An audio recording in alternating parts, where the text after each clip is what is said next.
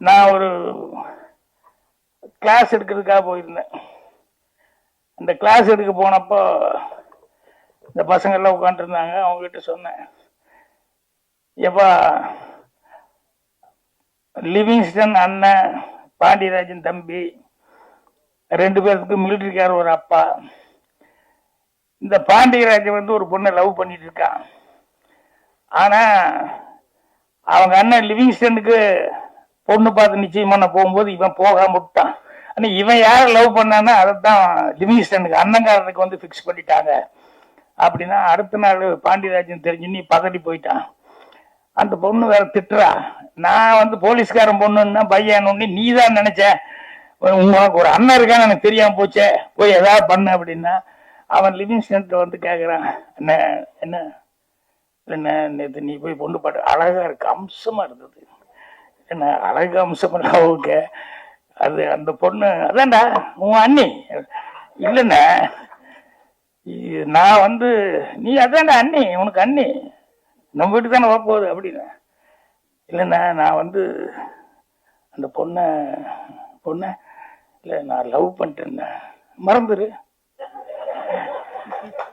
என்னென்ன இப்படி ஆமாண்டா ஆமாண்டு நேற்று வரைக்கும் இருந்தேன்னு மறந்துரு, இப்போதான் நான் ஃபிக்ஸ் பண்ணிட்டு வந்தாச்சு இல்ல அண்ணி அண்ணி. இல்லைண்ணா நாங்கள் ரொம்ப உயிருக்கு உயிரா லவ் பண்ணோம், ப்ளீஸ். அப்பா கூப்பிட்டு போனாரு, அப்பா வார்த்தையும் நம்ம தந்தை சொல் மிக்க மந்திரம் இல்லை, அப்பா கூப்பிட்டு போனாரு, மாத்துறானாரு, மாத்திட்டு ஒத்துக்கிட்டேன். நான் நீ மறந்துட்டு வேற வழியே இல்லை. இல்லைண்ணா இல்லை சாரி சாரி. என்ன இப்படி அவன் என்ன சொன்னாலும் லிவிங்ஸ்டன் வந்து இப்படியே சொல்லிட்டு இருந்தான். பாண்டியராஜனுக்கு பாவம் என்ன பண்றதுன்னே தெரியல, அவன் திருத்துன்னு முழிச்சான். அப்படின்னு சொல்லும்போது கிளாஸ்ல ஒரு பையன் இருந்துச்சான், சார் பாண்டியராஜ் இப்படி சொன்னா எப்படி இருக்கும். எப்படின்னா, அண்ணே நான் இவ்வளவு சொல்லிட்டேன், ஆனா நீ முடியாது, கல்யாணம் முடிச்சு தான் தருவேன். கல்யாணம் முடிச்சா இந்த வீட்டுக்கு தானே வரணும், வரட்டுனே, அப்புறம் நீ பாருண்ணே அப்படின்னா. எனக்கு ஒரே ஷாக்கு. இந்த டயலாக் அப்படி லிவிங்ஸ்டன் இது வரைக்கும் இவ்வளவு தெனாவட்டா பேசினா, என்ன சொன்ன, இல்ல இந்த வீட்டுக்கு தானே வரட்டும் அப்புறம் பாரு அப்படின்னா. அதுக்கப்புறம் அவன் அப்படியே யோசிக்க ஆரம்பிச்சிட்டான். இப்ப நான் என்னன்னா, இத வந்து இது எனக்கு தோணவே இல்லை, இவன் கேட்கறான்னு சொல்லிட்டு இருந்தேன்.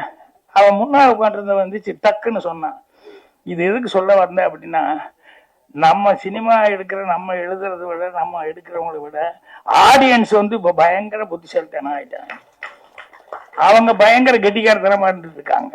அதனால நம்ம தான் கொஞ்சம் யோசனை பண்ணி எடுக்கணும், நம்ம தான் புத்திசாலி அப்படின்னு காடரை தூக்கி விட்டு எல்லாம் பண்ணவே முடியாது, இப்ப எல்லாம் கஷ்டம். இப்ப எத்தனை கோடிகள் நீ போட்டாலும் ரப்பர் பந்து வந்து எப்படி போடிட்டு இருக்கு பாருங்க. அதே மாதிரி குடும்பஸ்தான ஒரு படம் வந்து அது எப்படி ஓடிட்டு இருக்கு பாருங்க. சோ அதனால சிறு முதலீட்டு படங்கள், சின்ன படங்கள் அப்படிங்கிறது, ஸோ கோடிகள் இது பண்றதுங்கிறது அல்ல. இன்னைக்கு வரைக்கும் சினிமாவில் நீங்க பார்த்துட்டீங்கன்னு சொன்னா, எனக்கு தெரிஞ்சு கல்யாண பரிசுன்னு ஒரு படம், அதுல வந்து சரோஜ் தேவியும் ஜெமினி கணேசனும் அவ்வளவு உயிருக்கு உயிரா லவ் பண்ணுவாங்க. அவ்வளவு உயிருக்கு உயிரா லவ் பண்ணும்போது திடீர்னு அவளுக்கு அக்கா இருக்கா விஜயகுமாரி, சரோஜ் தேவிக்கு, அவங்க அம்மா ஸ்தானத்துல இருந்து அவங்கள வளர்த்துனவங்க. ஒரு நாள் வந்து சரோஜ் தேவிக்கு தெரிய வருது, இல்ல அக்கா வந்து ஜெமினி கணேசனை வந்து ஒரு சைடா லவ் பண்றாங்க, அவங்க மேல ரொம்ப பாசத்தை வளர்த்திக்கிட்டாங்க. இவருக்காக இந்த சரோஜ் தேவிக்காக அவன் பேசின டைலாக் பூரா தனக்கு பேசுனதான் நினைச்சு டெவலப் ஆயிட்டு கடைசியில இவங்கிட்ட வந்து சரோஜ் தேவிகிட்ட வந்து எனக்கு அவர் ரொம்ப பிடிச்சிருக்கு, என்ன அவரை நான் மனசார விரும்புறேன் அப்படின்னு சரோஜ் தேவி ஷாக்கு. அம்மா ஸ்தானத்துல இருந்து என்ன வந்து வளர்த்துனவங்க அப்படின்னு ஜெமினி கணேசன் கிட்ட போய் கொஞ்சம் பேசணும், என்னென்ன நீங்க தயவுசெய்து எங்க அக்காவை கல்யாணம் பண்ணிக்கணும். ஏய் விளையாடு ரெடி, நான் நீ ஒரு நாளை இவ்வளவு லவ் பண்ணிட்டு இருக்கேன், எங்கெல்லாம் சுத்தி எப்படி எல்லாம் ஜாலியா இருந்தோம், திடீர்னு போய் அக்காவை கல்யாணம் பண்ணிக்கோன்னு சொல்ற, விளையாடு ரெடின்னு. இல்ல இல்லைங்க, நீங்க அம்மா ஸ்தானத்துல இருந்து என்ன வளர்த்துனவங்க, அதனால அவளை தான் நீ கல்யாணம் பண்ணி ஆகணும் அப்படின்னு அவர் ஒண்ணு. ஸோ எவ்வளவு சிக்கலான ஒரு சமாச்சாரம், இது எப்படி சமாதானப்படுத்த முடியும் ஜெமினிய. அதே மாதிரி சித்தின்னு ஒரு படம், அதுல பத்மினி ஜெமினியும் வந்து ரொம்ப சின்சியரா லவ் பண்ணிட்டு இருந்தாங்க, 2 பேரும் உயிருக்கு உயிரா இருக்காங்க. திடீர்னு வந்து பத்மினிக்கு ஒரு சிக்கல், அவங்க வந்து ஒரு 3-4 குழந்தையோட இருக்க எம்ஆர் ராதா. அந்த வீட்டுல அந்த எம்ஆர் ராதாவை கல்யாணம் பண்ணிட்டா இவங்க வீட்டுல இருக்கிற தம்பி தங்கச்சி இவங்க கடன் பிரச்சனை அது இது மொத்தமா எல்லாமே சால்வ் ஆகும். சோ அந்த குடும்பத்துல இருக்கிற இந்த 3 குழந்தைகளுக்கும் அம்மா கிடையாது, இவளுடைய ஃபேமிலியும் இதாகி போகும் அப்படின்னு சொல்லி இவங்க வீட்டுல ப்ரெஷர் போட்டு இப்ப வந்து பத்மினி வேற வழியே இல்லாம வந்து எம்ஆர் ராதாவை கல்யாணம் பண்ணிக்கணும் அப்படின்னு சொல்லி ஒரு சூழ்நிலை. இப்ப இவங்க வந்து ஜெமினி கோயிலுக்கு வர சொன்னாங்க. ஜெமினி கோயில் வந்து அவர் ஏதோ பத்மினி கூப்பிடுறது லவர்னு ஒண்ணு வந்தாங்க. வந்த உடனேயுமே அந்த அம்மா வந்து இப்ப ஜெமினியை ஒத்துக்க வைக்கணும், என்னை மன்னிச்சுக்கோங்க, வேற வழி இல்லை, நான் காதல் எல்லாம் பார்த்துட்டு இருக்க முடியாது இவங்களை தான் அப்படின்னு. ஸோ அங்கேயும் ஜெமினி ஒத்துக்க வைக்கணும், அது ஒரு கஷ்டமான இடம். இங்கேயும் ஜெமினியை வந்து ஒத்துக்க வைக்கணும், இது ஒரு கஷ்டமான இடம். 2 இடத்துலையுமே அந்த 2 டைரக்டர்களும் ரைட்டர். அவன் பேனா அவனுக்கு விளையாண்டு இருக்கும். என்னன்னா ஸ்ரீதர் சார் அதுல வந்து அங்கே டைலாக் போட்டிருப்பாரு. அந்த சரோஜி தேவி வந்து கேட்பாங்க, இப்போ வந்து எங்க அக்கா உயிருக்கு உயிரா உங்களை லவ் பண்ணிருச்சு அப்படின்னு சொன்னதுக்கு அப்புறம் வேற வழியே இல்லை, நான் இனிமே உங்களை கல்யாணம் பண்ணேன். எங்க அக்கா மனசுக்கு எவ்வளவு கஷ்டமா இருக்கும். அக்கா ஆசைப்படுறது எனக்கு தெரியாம வந்தா பரவாயில்ல, தெரிஞ்சதுக்கு அப்புறம் வந்து இப்ப நான் உங்களை எப்படி கல்யாணம் பண்ணிக்க முடியும், அதனால இந்த காதல் வந்து சரியா வராது.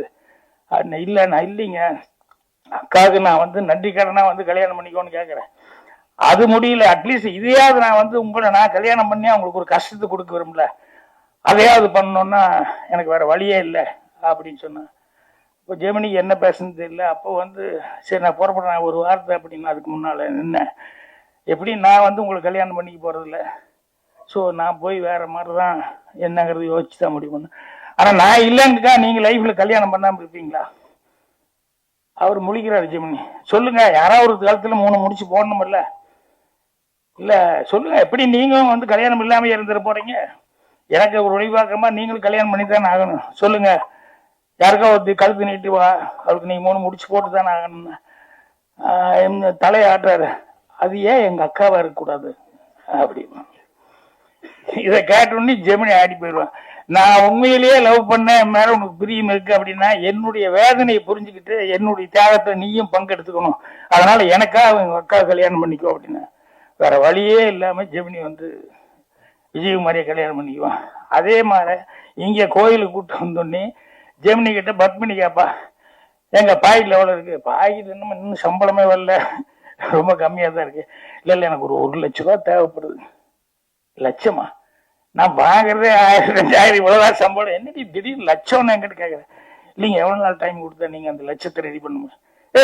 வாழ்க்கை போல நான் கஷ்டப்பட்ட லட்சமால என்ன, நான் வாங்குற சம்பளத்தை எப்ப ரெடி பண்ண முடியும்? முடியாது இல்லைங்க, முடியாது. இல்லைங்க இப்ப எனக்கு லட்சம் தேவைப்படுது, நான் உங்களை விட்டுட்டு வேற ஒருத்தர் கல்யாணம் பண்ணா பல லட்சங்கள் எனக்கு வந்துடும், 2 குடும்பத்தையும் நான் காப்பாற்ற முடியும். என்ன சொல்றேன், இதான் உங்களாலதான் எத்தனை நாள் ஆனாலும் முடியாதுன்னு சொல்லிட்டீங்கல்ல, பட் 2 குடும்பத்தை காப்பாத்துக்கு நான் படித்தான் ஆகணும், அதனால நான் மன்னிச்சுக்கோங்க. ஏன்னா நாளைக்கு வந்து எங்கிட்ட ஒரு வார்த்தை நீ கேட்டுருக்கலாமல்ல அப்படின்னு நீ கேட்டா நான் குற்றவாளி ஆயிடுவேன், அதனாலதான் உங்களை கேட்டேன், முடியல, சரி நான் மன்னிச்சுக்கோங்க, நான் போய் கல்யாணம் பண்ணிக்கிறேன். ஜெமினி திருன்னு முடிச்சு நிற்பான். என்னன்னா 2 இடமும் மிகப்பெரிய ஒரு பிரச்சனையான ஒரு இடம். அந்த 2 இடத்துலயும் எவ்வளவு கிளவரா வந்து பெண்கள் எவ்வளவு சாதகமா பேசுறாங்க அப்படிங்கறத வச்சு பண்ணிருப்பாரு.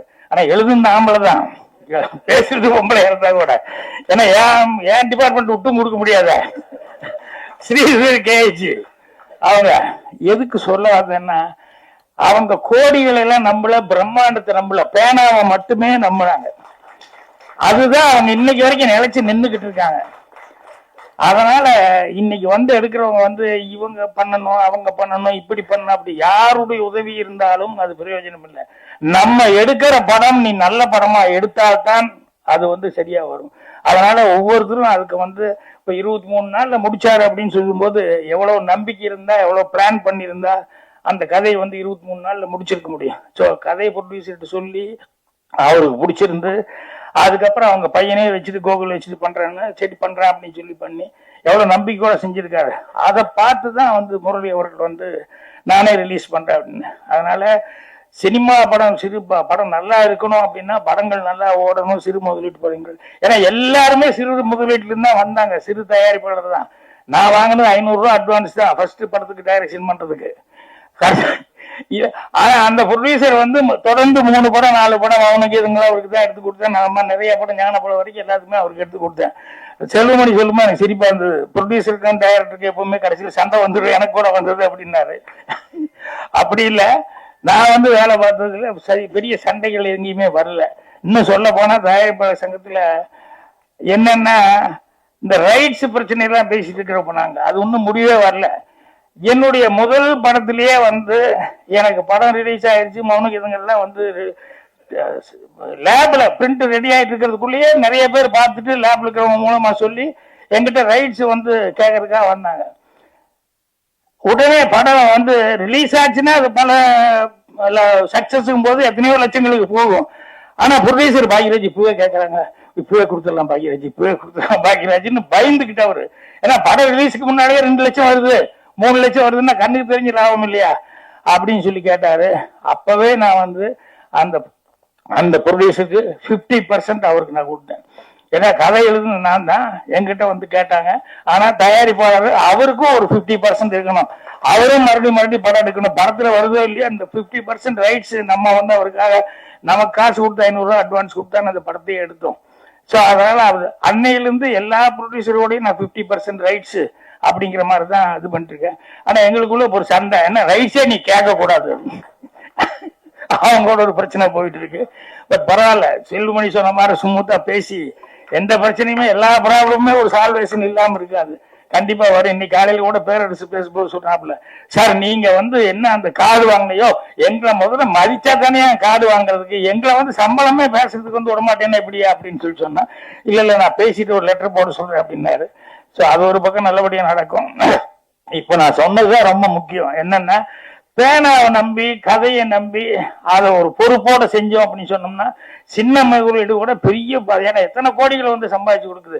இன்னைக்கு அந்த பையன் ரங்கநாதன் கூட எடுத்தான் அந்த டிராகன்ங்கிற ஒரு படம், இன்னொருத்தர் டைரக்டர், இவங்க எல்லாம் என்ன படத்தை வந்து அந்த கதையை வந்து நம்பினாங்க, அதுதான். அதனால அதை நம்பணும் ஒழிய பிரம்மாண்டங்கள் அது இதுங்கிறதெல்லாம் வந்து எந்த காலத்துக்கும் சரியா வராது. அதனால சின்ன படங்கள் தான் பின்னால பெரிய படங்கள் ஆகுது.